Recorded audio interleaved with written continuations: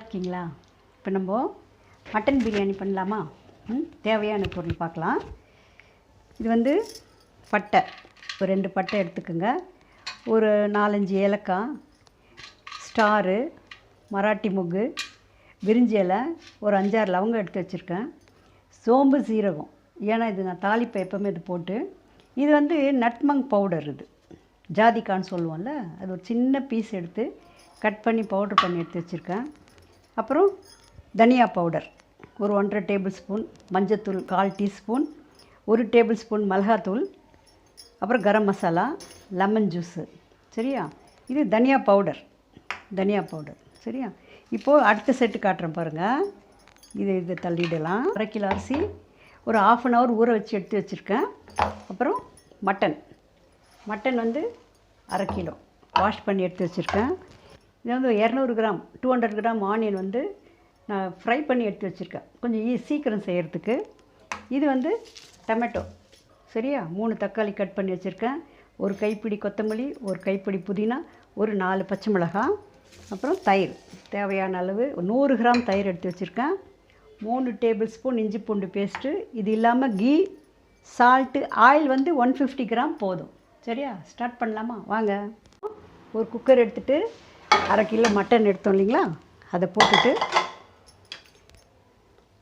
Onion, அந்த 200 gram onion fry பண்ணி வச்சால அதில் கொஞ்சம் சேர்த்துக்கலாம். இதில்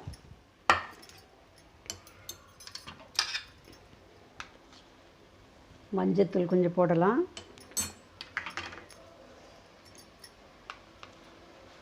மிளகாத்தூள் கொஞ்சம் போடலாம். இது 1/2 கிலோ தான் நம்ம செய்கிறது, 1/2 கிலோன்றதுனால அதுக்கேற்ற மாதிரி தான் நம்ம போடணும்.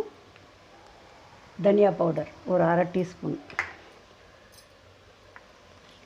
கரம் மசாலா போடுறேன். இஞ்சி பூண்டு பேஸ்ட்டு 1 டேபிள் ஸ்பூன், தேவையான அளவு சால்ட், 1 டம்ளர் தண்ணி, கொஞ்சம் கொத்தமல்லி, கொஞ்சம் புதினா, எல்லாம் மிக்ஸ் பண்ணிவிட்டு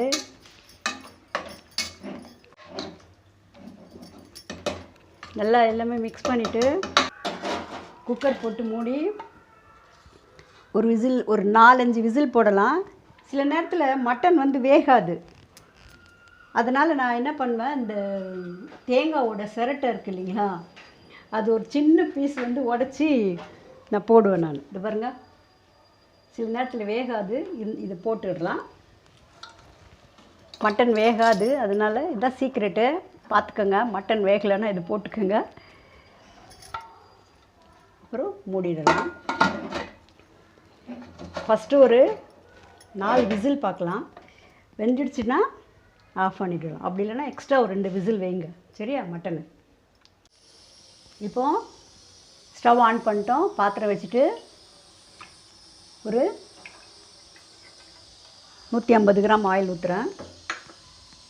இப்போ வந்து நம்ம கிரேவி ரெடி பண்ண போகிறோம். மட்டன் கிரேவி ரெடி பண்ணிவிட்டு தக்காளி போடலாம். 3 தக்காளி கட் பண்ணி வச்சுருந்தால டொமேட்டோ, 3 டொமேட்டோ அதை போடலாம். ஃபஸ்ட்டு வந்து எப்போவுமே ஆனியன் தான் போடணும்.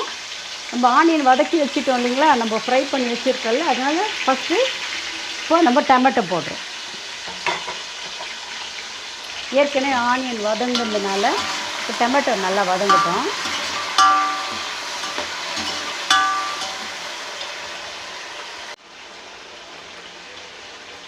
பச்சை மிளகாய் 4 எடுத்து வச்சோம் இல்லைங்களா, அதையும் போட்டுடலாம். அப்புறம் கொத்தமல்லி, புதினா எல்லாமே போட்டுடலாம். போட்டுட்டு இஞ்சி பூண்டு பேஸ்ட் போடலாம். ஃபஸ்ட்டு 1 டேபிள் ஸ்பூன் வந்து மட்டன் வேக போட்டிருந்தேன். இப்போ பாருங்கள், மொத்தம் 3 டேபிள் ஸ்பூன் எடுத்து வச்சுருந்தேன். இப்போ 2 டேபிள் ஸ்பூன் போடுறேன். இதில் மிளகாத்தூள்,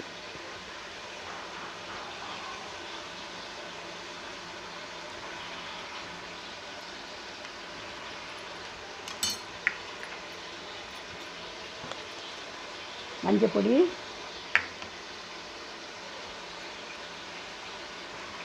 தனியா பவுடர் வந்து 1 டேபிள் ஸ்பூன், தேவையான அளவு சால்ட்டு போடலாம்.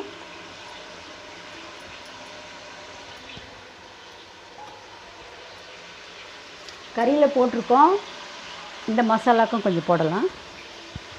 போட்டுட்டு நல்லா வதக்கலாம். ஆனியன் எடுத்து வச்சேன் இல்லைங்களா, அதை போடலாம். ஏன்னா நல்லா வதங்கிட்டு ஆனியனு எல்லாமே வதங்கிட்ட அப்புறம் நம்ம ஆனியன் போட்டால் கொஞ்சம் கரெக்டாக இருக்கும்.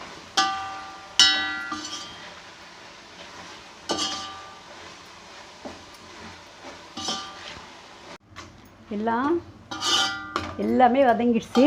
இப்போ வந்து நம்ம மட்டன் வேக வச்சோம் இல்லைங்களா, அது வெந்துடுச்சு நல்லா.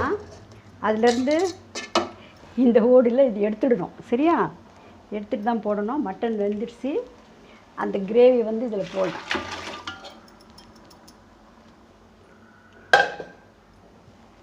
மட்டன் வெந்ததை இதில் போட்டு நல்லா மிக்ஸ் பண்ணிவிடுங்க. தயிர் சொன்னேன் இல்லைங்களா, அது ஊற்றிடுங்க.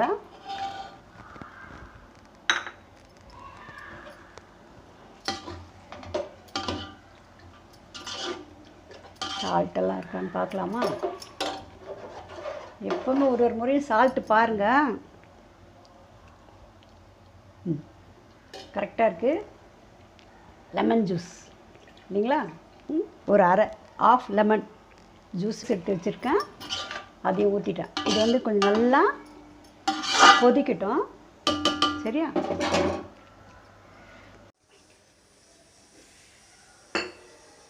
ஒல்ல நல்லா கொதிச்சிடுச்சு. இந்த 1/2 கிலோ அரிசியில் ஒரு 1/2 மணி நேரம் ஊற வச்சோம் இல்லைங்களா, அது இதில் போட்டுடலாம். அரிசியை நல்லா வாஷ் பண்ணிவிட்டு அதுக்கப்புறம் தண்ணி ஊற்றி ஊற வைங்க. சரியா, அப்போ தான் கரெக்டாக இருக்கும்.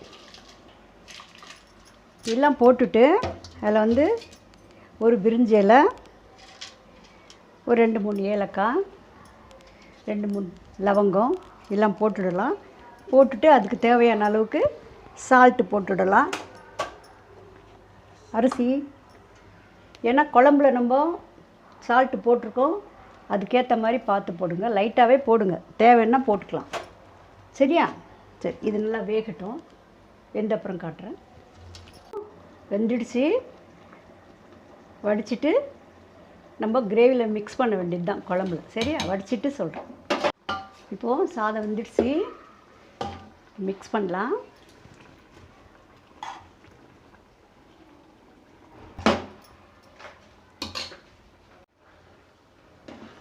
சாதம் இந்த மாதிரி மிக்ஸ் பண்ணிக்கணும். நம்ம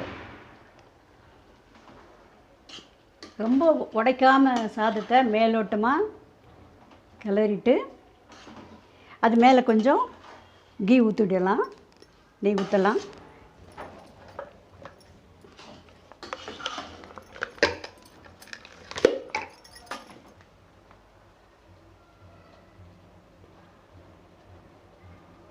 ஒரு டேபிள் ஸ்பூன் நெய் சும்மா அங்கங்கே இருக்கிற மாதிரி.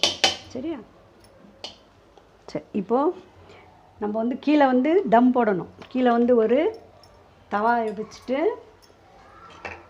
வந்து தவா நல்லா சூடாக அது மேலே நம்ம தம் போட்டுடலாம். சரியா, இப்படி பண்ணால் தான் நமக்கு ஈஸியாக பிரியாணி பண்ண முடியும். சரியா, சரி. இப்போது கீலாம் போட்டேன். மேலே ஒரு டேபிள் ஸ்பூன் கீ ஊற்றிருக்கேன். தம் போட்டுட்டு அது மேலே அந்த தண்ணி எடுத்து வச்சிடலாம். நம்ம சாதம் வடித்தோம் இல்லைங்களா, மூடிட்டு இது மேலே வெந்நீர் நல்லா சூடாக வச்சிடலாம். சரியா, அப்படியே வச்சுட்டு நல்ல சிம்மில் வச்சுடுங்க. ஸ்டவ் நல்ல சிம்மில் வச்சுடுங்க. அது அப்படியே அழகாக தம் ஆகிட்டு ஒரு 10-15 மினிட்ஸ் பொறுத்து ரெஸ்ட் கொடுங்க அதுக்கு.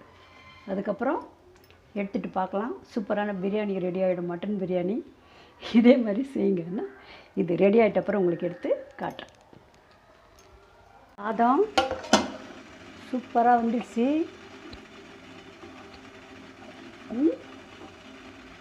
Very good. நல்லா வந்துடுச்சு. இது மாதிரி கரண்டி யூஸ் பண்ணாதீங்க. இது மாதிரி கொஞ்சம் மெல்லிசாக ஏதாச்சும் கரண்டி எடுத்துகிட்டு இப்படி கிளறி விடுங்க. சரியா, இப்படி கலர்னால் உங்களுக்கு சாதம் ரொம்ப உடையாது. சரி, இப்போ நான் உங்களுக்கு சர்வ் பண்ணி காட்டுறேன். சரியா? சூப்பரான மட்டன் பிரியாணி இதே மாதிரி செய்து பாருங்கள். நான் வந்து 1/2 கிலோ தான் பண்ணியிருக்கேன். இது வந்து எப்படியும் இந்த 1/2 கிலோ ரைஸ் வந்து ஒரு 4 பேர் சாப்பிடலாம். 4-5 பேர் கூட தாராளமாக சாப்பிடலாம். சரியா? இதே மாதிரி செய்து அசத்திடுங்க. கூட கொஞ்சம் தயிர் பச்சடி வச்சு சாப்பிடுங்க. சரியா? ஓகே, இன்னொரு ரெசிப்பியில் சந்திக்கலாம்.